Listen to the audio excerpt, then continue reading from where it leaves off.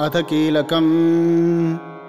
ॐ अस्य श्रीकीलकमन्त्रस्य शिवऋषिः अनुष्टुप्छन्दः श्रीमहासरस्वतीदेवता श्रीजगदम्बा प्रीत्यर्थं सप्तशतीपाठाङ्गत्वेन पाठे विनियोगः। ॐ नमश्चण्डिकायै। मार्कण्डेय उवाच।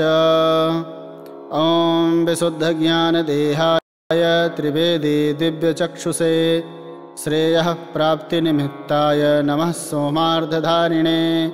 सर्वमेतद्विजानीयान् मन्त्राणामभिकीलकम् सोऽपि क्षेममवाप्नोति सततं जाप्य तत्परः।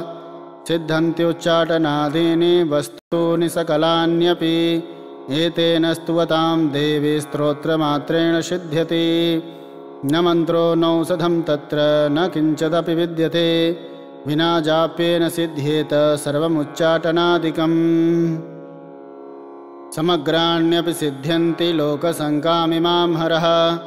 कृत्वा निमन्त्रयामास सर्वमेवमिदं शुभं। स्तोत्रं वै चण्डिकायास्तु तच्च गुप्तं चकारसः। समाप्तिर्न च पुण्यस्य तां यथावन्नियन्त्रणाम्। सोऽपि क्षेममवाप्नोति सर्वमेवं न संशयः।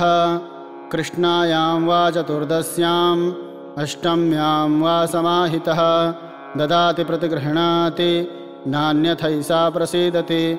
इत्थं रूपेण कीलेन महादेवेन कीलिताम्। यो निष्कीलां विधायैनां नित्यं जपति संस्फुटं स सिद्धः स गणः सोऽपि गन्धर्वो जायते नरः। न चैवाप्यटतस्तस्य भयं क्वापीह जायते। नापमृत्युवशं याति मृतो मोक्षमवाप्नुयात्।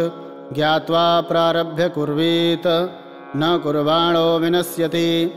ततो ज्ञात्वैव सम्पन्नमिदं प्रारभ्यते बुधैः।